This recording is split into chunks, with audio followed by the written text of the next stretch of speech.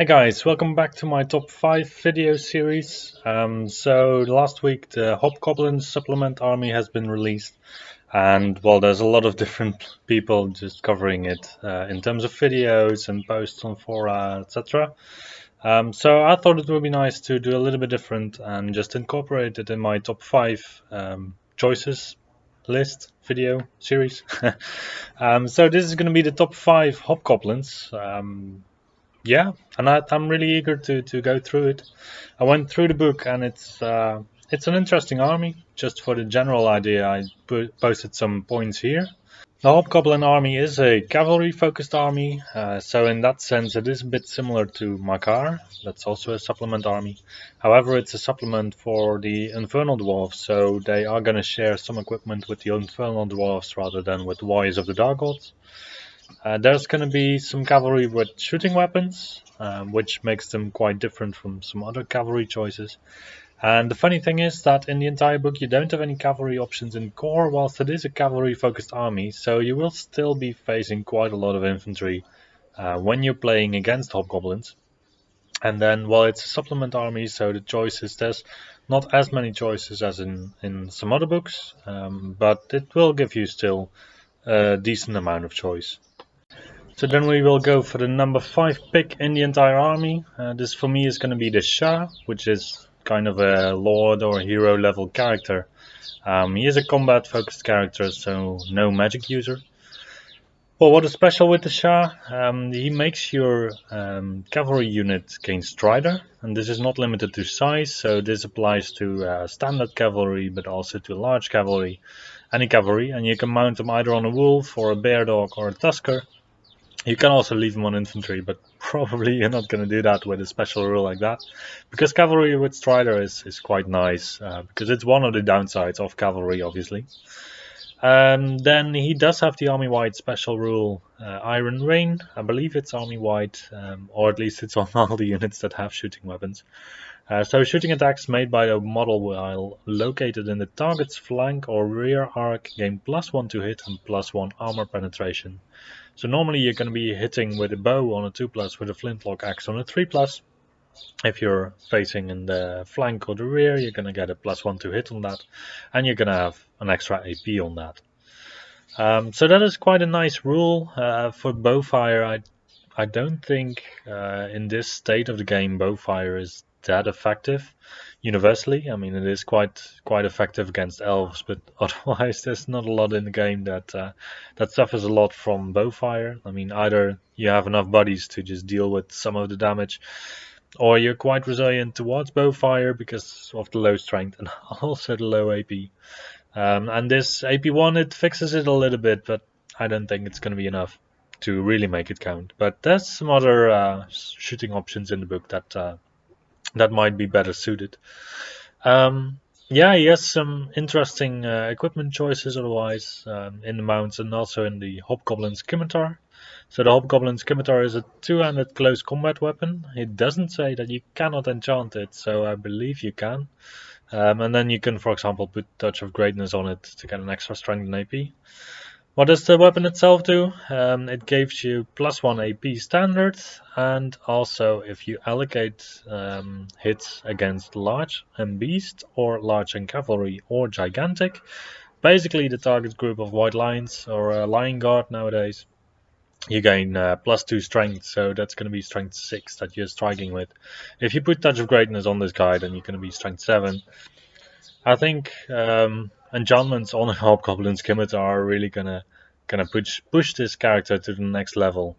With offensive 5, defensive 5, you're at quite a good point. Against characters you're gonna struggle a little bit maybe, because you're gonna struggle a little bit in hitting and you're gonna be hit quite easily, because a lot of characters have an offensive higher than 5. Mount-wise, well, the wolf is practically the same, except that it got an extra attack, I believe. The bear dog, well, that's featured below. This is quite an interesting one, because we haven't seen before any standard cavalry with a stomp attack. These bear dogs, not only do they have 2 attacks each, but they also have a stomp attack. Yeah, that is quite impressive. I think the designers struggled a little bit with the fact that, well, you can't really buff up the hobgoblins themselves too much, giving them extra strength, for example, or a lot of attacks or anything. So you're going to be stuck with basically one attack at strength 3, and then with offensive and defense you can play around a little bit, but it's still going to be a hobgoblin. So probably you're going to have to just be a bit creative with the mounts to get your damage potential. Or, on the other hand, you could also go funky with special rules, like in Kingdom of Aquitaine with the Lance Formation, and then also put on like a 2-up armor save and a 5-up Vegas save. That is something that they didn't really want to do. So in the end, you do end up with choices that get quite easy access to good armor saves. Because this SHAH already has infernal armor, you can give him a shield, you can mount him on a bear dog, and then you already are at a 1-up armor save. The Hobgoblin Scimitar, however, is two-handed, so then you would go to a 2-up, but there's ways to solve that. Alternatively, you can also still mount them on a Plains Tusker, which is basically the Tusker from the Ogre Kingdom book, or you can go on an Alpha Karkadon, and I think this Alpha Karkadon is also quite an interesting choice. To me, it sounds a little bit like what the Wasteland Behemoth should have been in Warriors of the Dark Gods, because you have the Karkadon in the Warriors of the Dark Gods book, and then apparently, well, there's also an Alpha Karkadon, so that's just bigger, better, and more impressive. It has still quite a small base size for the size of the monster. I would have expected the really big base for this. He has 6 wounds, offensive, defensive 3, which is also what cripples the Wasteland Behemoth really harshly. You have strength 6, resilience 6, armor 4. This is all just gigantic mount stuff of the price range of 400 points, so that's fine. You have magic resistance 2, so that is already saving up some points for your obsidian rock that you might want to bring. And then the funny thing here, in my eyes, is that it has the d6 plus 1 impact hits and also the sharp horns that normally only the Taurosaurs have. And it has devastating charge plus 1 attack. Well, that doesn't really matter if you have impact hits d6 plus 1 with strength 6 and a reroll for the number of impact hits. So if this guy is going to get a charge off, it's going to hurt. It's going to hurt badly. And there's a lot of stuff in the book that really benefits from getting the charge, especially with also the book being a cavalry-focused army.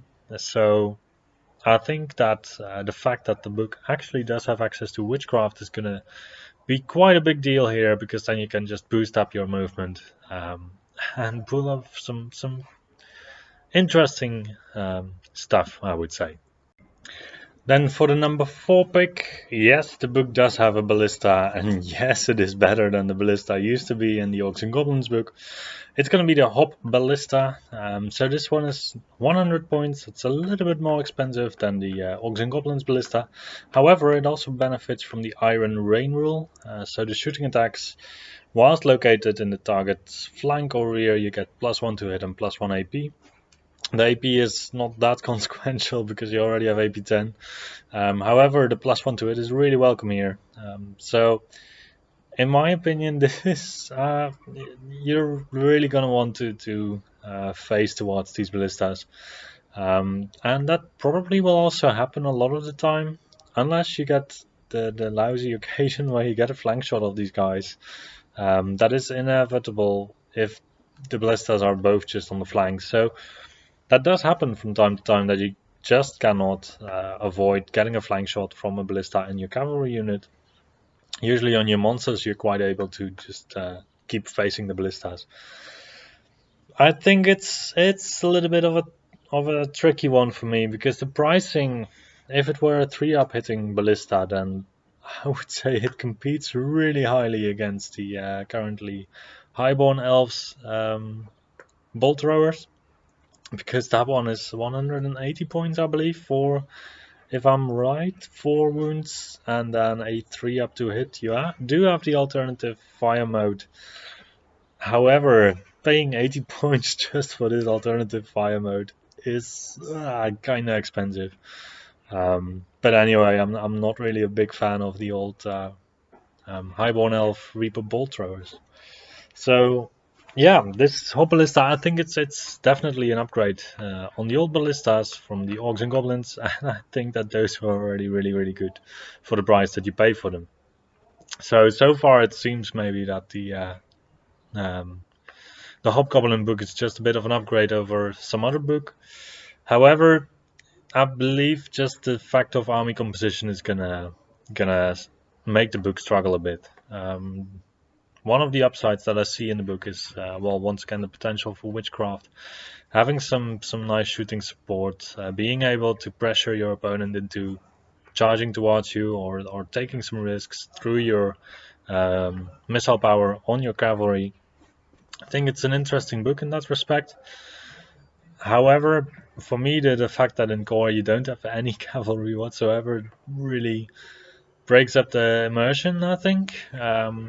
But I do think that it balances out the book quite nicely. So yeah, I'm curious to see what's going to happen with the book.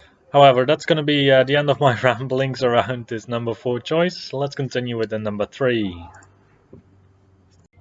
My number 3 pick in the book is going to be the choice with the most epic name of all. It's going to be the Sky Mountain Emissaries. They come from the sky, from the mountains, and they are emissaries.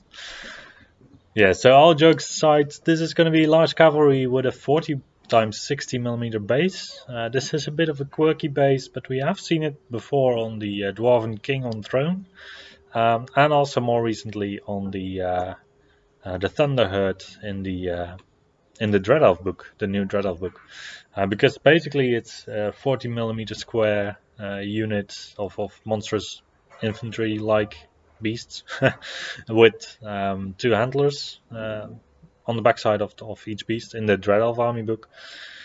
In this case, it's just large cavalry, and apparently it seemed like a good base size to use for these guys. So that is quite funny, because normally you would find these, I think, on either a 40 millimeter square base, but I don't think there's any large cavalry that goes on that, or you would go for the 50 by 75 square size. But the 40 times 60 is rarely used. I think it is a cool base size for a colossal camel. So basically, this colossal camel is really similar to this bear that we saw before, with 2 attacks at strength 4, and with a stomp attack. So for fluff reasons, it doesn't really make a lot of sense to me that I would pick a camel over this bear if the bear just has a smaller base size and then is equally good at it. However, maybe it has to do with the market price of camels in the Hobgoblin society. I don't know. Yeah, so what do we have? We have a unit with Advanced 6 March 12, which is mediocre basically. Discipline 7 is not that good actually. You have HP 2, which is quite interesting, and this is also one of the points that I think which made it to be 40 times 60 millimeter square base size and not the bigger one. So HP 2, Resilience 4, Armor 1 with Infernal Armor, so you're gonna go to a 3-up armor save. And you have a saddle cannon, so this is really a shooting support unit. It also counts towards the shooting cap within the book. And the saddle cannon has a range of 24 inches, d6 shots with strength 4, AP2 and quick to fire. So that is quite funny. It's a bit like a light volley gun, a bit like the guys in the Ogre Khan book with the shooting weapons. So the funny thing to me is that you can still shoot in 2 ranks with these guys, and they're really amazing in the bush because you're gonna have some other stuff that will want to countercharge. Maybe even these guys will want to countercharge, because if you countercharge, you're still gonna get the 6 attacks from your camels if you're 3 wide, and then still 6 attacks from the riders. So it's still reasonable at keeping away some units, and with your 3-up armor, you're gonna still be able to take some punishment. They might profit, however, from a banner of speed, I think, but well, I haven't really played these guys out on the table, but yeah, the banner of speed seems really interesting with a musician, so you can swift reform, go 7 inches somewhere and shoot, preferably with all of your 8 guys, if you go for a full unit, with 8d6 shots that at long range hit on a 5-up. and you don't get any moving penalty. So that is going to be really amazing at clearing chaff. That chaff's just going to be dead against this unit. There's also bigger units. I mean, if you count it out, like 86 shots, you're paying quite a bit for this unit at that point. But 86 shots, if you hit on 5s, you're going to have between 2d6 and 3d6 hits. And then if you have so many hits, you can still, I believe, through Witchcraft once again, get, what was it? The reroll to wound on your shooting if you want it. You can also go for Pyro and get a +1 to wound. You can also take both if you're feeling juicy. But then you get quite a lot of hits at Strength 4 AP2, so that's going to really cripple some units. And yeah, I think they're going to be a #1 pick in the lists. Also in a support unit, just having one of these units on the flank to just decimate chaff units, they're really great, because you can just put them down. The only downside is that you only have Discipline 7, so it's going to be a bit of a risk. However, with a Banner of Discipline, that might still be doable. So you're going to put them down on the flank, 3d6 shots, hitting on 5 up, then you still have 1d6 hits in the end, which averages out over the 3 dice. So you're going to have like 3 or 4 hits with Strength 4, which is usually enough to put a panic check on some chaff unit. And that is quite often just all you need on a flank. That's still combined with the 3 up armor save at Resilience 4. There's not going to be a lot of units that are really going to be eager to charge into this if they're just light units. I think it's a really cool choice. Then we will continue with the CATAPRACTS. These are going to be the heavy cavalry of the army book, or at least this heavy standard size cavalry. So these guys, they come with heavy armor, with a shield, with innate armor 2. And they are basically hobgoblins mounted on bear dogs, this mount that we saw earlier. So the bear dog once again 2 attack, strength 4 with a stomp attack, which is quite interesting. And then, well, the Cataphracts themselves, they do have the Iron Rain special rule. That is because they also have a bow, which makes it quite interesting. They have Weapon Master with lance, pet weapons, and obviously the shield that they had before. So in combat they can either, on the charge, probably opt for the lance to get to strength 5 on the charge with a 2 up armor save, or for the paired weapons to get 2 attacks each and go to offensive 5 and ignore parry.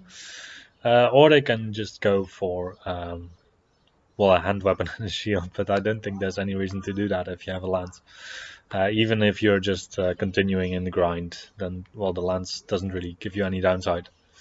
So yeah, this is a really iconic unit for the book, I think. And it's funny that you that the minimum size of the unit is 10 models, so you're gonna have probably a couple of these units in your army. They're gonna try to ping away a little bit with their bows, and yeah, they only have advanced 7, so it's gonna be a bit of a glass cannon. However, they do still have that 2 up armor save. It's a really interesting unit to me. It's comparable to Empire of Sun style Knightly Orders, I feel. However, a little bit more focused on damage output rather than the 1 up armor save that the Empire of Sun style has. So it goes a little bit less into a rock paper scissors matchup, because, well, the Empire of Sun style knights, they basically just go on their armor, and if you have something that counters the armor, then they are kind of screwed. And these guys, they at least still have the option of either going for the paired weapons in combat if the opponent has a lot of AP anyways, and they also have a bear dog that actually outperforms the damage potential of the Empire of Sun style cavalry. Because the standard Empire of Sun style cavalry only has 1 attack at strength 3, and the mount only has 1 attack at strength 3. So even the bear dog alone already outperforms the cavalry and the Empire of Sun style cavalry in that extent. You still get a stomp attack at strength 4 from the bear dog, and obviously you only get these attacks in the front rank, and then the remaining ranks will just give supporting attacks. And you're standard cavalry, so you can only give 1 supporting attacks. I don't really understand the paired weapons on this unit. I think probably it would have been a little bit over the top to give them the Hobgoblin scimitars instead, but it would be really iconic. So then they would go to 1 attack with strength 5 against large cavalry and large beast and gigantic, and they would also get an AP from it. I think that would be a more interesting choice basically than the lance and the paired weapons. However, I didn't design the book, so maybe that's just me. They are really cheap for what you get, and yeah, I just like the general idea of having to have at least 10 models in this unit. I don't really know if I would run 20, however, you're not going to be standfast in small ranks, so maybe 20 models isn't that much of a luxury. And still, you're looking at 20 models with a 2-up armor save, with quite a decent mobility. Once again, I think Witchcraft plays really well into this army, just modifying the advance, and if you combine it with a Banner of Speed, you can really be able to zip around the battlefield. However, the sheer size of this unit is going to make it a little bit more difficult to get out of enemies' charge arcs. And then for me, the number 1 in the book is going to be the TUSKER MAHOUTS. Basically, this is just a duplicate of the Ogre TUSKER cavalry, and a lot of people don't really like these guys, just for the fact that they have such a big base size. They are still not doing as much as people would like them to do. I don't really get it because, well, I mean, you have so much damage output from such small bases relative to some other choices in some other books, and you still have resilience 5, which is huge. You still have a 3-up armor save, which to me is huge. So I don't really get it. To me, it just looks like a solid choice with 4 attacks at strength 5, with 3 attacks at strength 4, with D3 impact hits at strength 5 with a stomp. I mean, that's, in my view, that's just all you can wish for. You can field up to 5 models in units here. You can have 3 units in your army. They start out at 400 points, which is, I believe, similar to the Tusker cavalry in the Oxen or in the Ogre Khan army. And once again, the big thing, to me at least, is that you have Witchcraft support. So your advance of 8 inches with a banner, you can get it to 9 inches with Witchcraft support. You can theoretically go to an advance of 11 inches, and then you have Swift Stride to seal the deal practically. You have scoring on these guys, they have fear. I think it's just a really solid pick. And the only thing is that if they get charged by something that can handle them, I believe it's the universal cavalry problem that, well, you're not going to be stat fast yourself. So with the rather low discipline in general in the army, whilst you are going to be playing quite wide probably, it's going to be sometimes a bit iffy. I haven't touched on the hereditary spell of the army yet, and that is that you can make one of your units or the opponent units unstable. That does solve quite a lot of the issues in the army with respect to discipline, because then if you have something that that really has to stay put, then you can just cast that spell on it and be fine. However, if there's going to be one of these situations, then probably your opponent is also going to do the same and focus on that spell to try and dispel it. Yeah, so all in all, I think it's a solid supplement. I really like how clean the book is, with all kinds of different choices that really speak for themselves.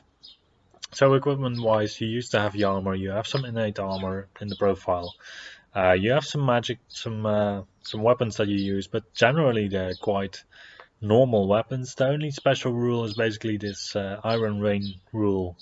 That gives you +1 to hit if you target someone in the flank, and +1 AP. And otherwise it's mostly choices from other books that have been slightly modified and been given different names. And also the big fact of combining cavalry with some archery. I think it's gonna be a really interesting book. I'm not that convinced that it's gonna be a really strong book for the players that are looking for really strong choices, but it's really flavorful and it's going to be a lot of fun to play. However, all in all, I think it's a great effort, and yeah, I'm looking forward to see them on the table. In the video description, I'll link some other videos of some other contributors to that have made some reviews, and as always, I'll just see you the next time.